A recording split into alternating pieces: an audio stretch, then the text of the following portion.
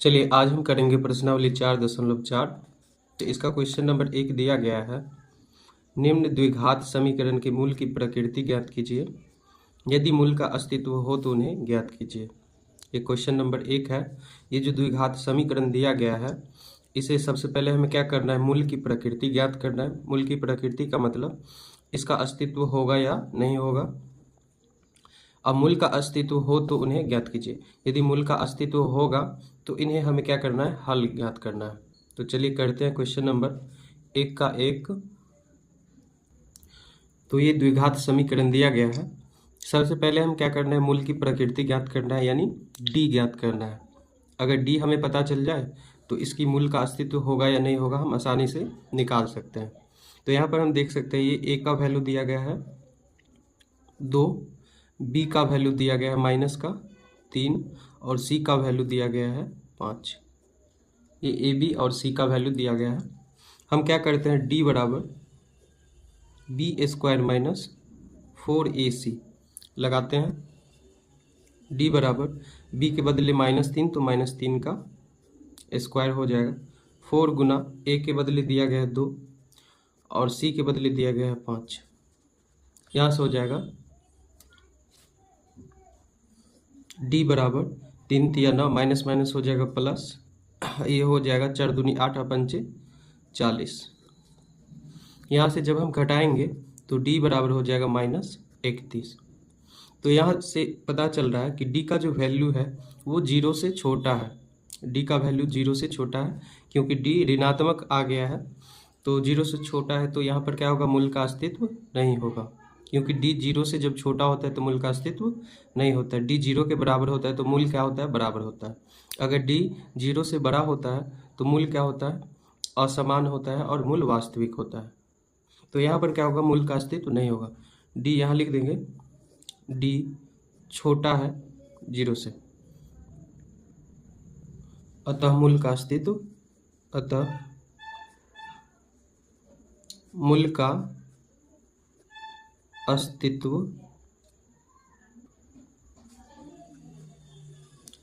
नहीं होगा।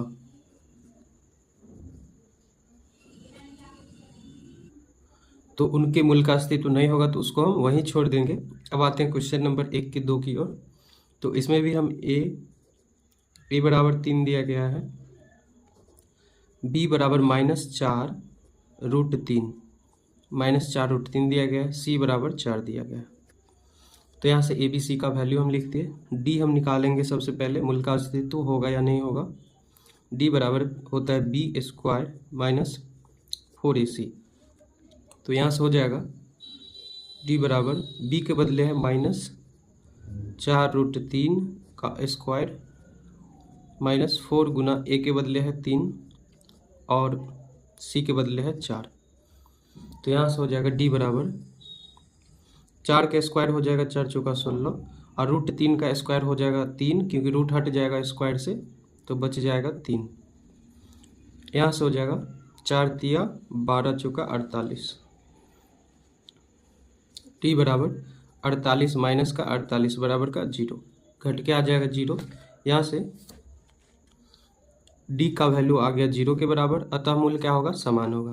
क्योंकि जब डी 0 के बराबर होता है तो मूल क्या होता है, समान होगा। यहाँ पर मूल का अस्तित्व होगा, हम लिखेंगे यहाँ पर मूल का अस्तित्व होगा। लेकिन यहाँ पर मूल क्या होगा, बराबर होगा, क्योंकि जब उसका हम गुणनखंड करेंगे तो मूल क्या होगा, दोनों के दोनों बराबर निकलेगा। तो चलिए अब हम इसका मूल निकालते हैं। तो मूल निकालने के लिए सूत्र क्या होता है, x बराबर, हम द्विघाती सूत्र से क्या करते हैं, इसका मूल निकालते हैं। तो x बराबर होता है -b plus minus root D बट्टे का 2a। तो यहाँ से हो जाएगा x बराबर -b, b के बदले दिया गया है, यहाँ पर बाहर में माइनस लगाए तो माइनस, बी के बदले दिया गया है -4 root 3 plus minus root D का वैल्यू दिया गया है 0 के बराबर। डी का वैल्यू हम अभी निकाले हैं, डी का वैल्यू आया 0 तो डी के बदले हम 0 रख देंगे, बटे का 2a। 2 गुना ए का वैल्यू दिया गया है 3, यहाँ से 3 हो जाएगा एक्स बराबर हो जाएगा, माइनस बाहर लगाए तो माइनस माइनस प्लस 4√3 हो जाएगा, माइनस माइनस प्लस हो गया, प्लस माइनस √0/3 दूनी 6। यहाँ से हम क्या करेंगे, अलग अलग कर लेंगे, क्योंकि यहाँ पर देख सकते हैं यहाँ पर रूट के अंदर 0 लगा है, तो ये तो रूट ख़त्म हो जाएगा। तो यहाँ से हम अलग अलग कर सकते हैं। एक्स बराबर एक बार प्लस वाला लेंगे, 4√3 प्लस का √0 और एक माइनस वाला, एक्स बराबर बट्टे का 6 है तो 6, 4√3 माइनस का √0/6। एक बार प्लस वाला ले लिए, एक बार माइनस वाला ले लिए।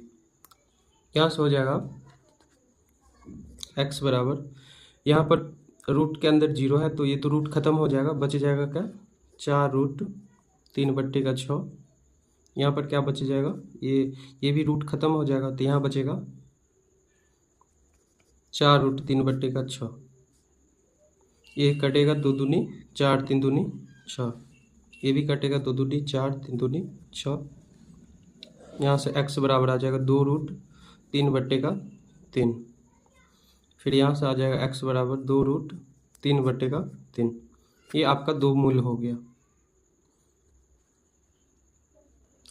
और हम चाहे तो इसको आगे भी और ले जा सकते हैं, जैसे कि x बराबर, आंसर को मिलाने के लिए हम आगे भी ले जा सकते हैं। इसको हम लिख सकते हैं 2√3, और ये 3 को हम इस प्रकार लिख सकते हैं, √3 गुने √3, ऐसे हम लिख सकते हैं, क्योंकि √3 को √3 से गुना हो गया, रूट हट जाएगा, बच जाएगा 3, √3 को √3 से गुना हो जाएगा तो 3 होगा। इस प्रकार हम इसको भी कर सकते हैं, x बराबर 2√3/3 को हम ऐसे लिख सकते हैं, √3 गुना √3। तो यहाँ से √3 से √3 कट जाएगा, √3 से √3 कट जाएगा, बच जाएगा यहाँ पर x बराबर 2/√3। यहाँ पर भी बच जाएगा x बराबर 2/√3। तो हम आंसर के लिए हम यहाँ तक आ सकते हैं। तो चलिए इसका भी अस्तित्व होगा या नहीं होगा, सबसे पहले हम इसका d निकाल लेते हैं। तो a बराबर यहाँ हो जाएगा 2, b बराबर हो जाएगा -6, और यहाँ पर c बराबर हो जाएगा 3। तो यहाँ से d बराबर होता है b² - 4ac। d बराबर हो जाएगा, b के बदले दिया गया है -6, तो इतना का स्क्वायर, 4 गुना a के बदले दिया गया है 2 और c के बदले दिया गया है 3। तो यहाँ से हो जाएगा d बराबर b² होता है, तो 6 का स्क्वायर हो जाएगा 6 6 36, 4 दूना अतिरिक्त 24। अब जब हम घटाएंगे तो यहाँ से d बराबर हो जाएगा 36 से 24 घटेगा, जाएगा 12। d का वैल्यू क्या है, 12, यानी d क्या है, 0 से बड़ा है। यहाँ पर लिख देंगे d क्या है, बड़ा है 0 से, अतः मूल का अस्तित्व होगा। और मूल का अस्तित्व कैसा होगा, वास्तविक होगा और असमान होगा। तो यहाँ पर हम लिख सकते हैं d 0 से बड़ा है तो मूल का अस्तित्व होगा। मूल का अस्तित्व कब कब होता है, तो d जब 0 से बड़ा हो, d बराबर हो 0 के, तब होता है मूल का अस्तित्व। d अगर छोटा हो 0 से तो मूल का अस्तित्व नहीं होगा। तो यहाँ से हम अब सूत्र लगाएंगे, द्विघाती सूत्र का प्रयोग करेंगे। x बराबर क्या होता है, -b। हम द्विघाती सूत्र से भी मूल निकाल सकते हैं, गुणनखंड विधि से भी मूल निकाल सकते हैं, और यहाँ पर पूर्ण वर्ग विधि से भी क्या कर सकते हैं, मूल निकाल सकते हैं। तो द्विघाती सूत्र से काफ़ी आसान होता है। x बराबर -b प्लस माइनस √d बट्टा का होता है 2a। तो यहाँ से x बराबर हो जाएगा, b के बदले दिया गया है -6, बाहर माइनस लगा है -6, प्लस माइनस √d का वैल्यू दिया गया है 12, तो 12 लिख देंगे, बट्टे का होता है 2a, तो 2 गुना a के बदले दिया गया है 2, तो 2 आ जाएगा, 2 तो है ही, a के बदले आ गया 2। x बराबर ये हो जाएगा +6 माइनस माइनस +6 प्लस माइनस 12 को हम इस प्रकार लिख सकते हैं,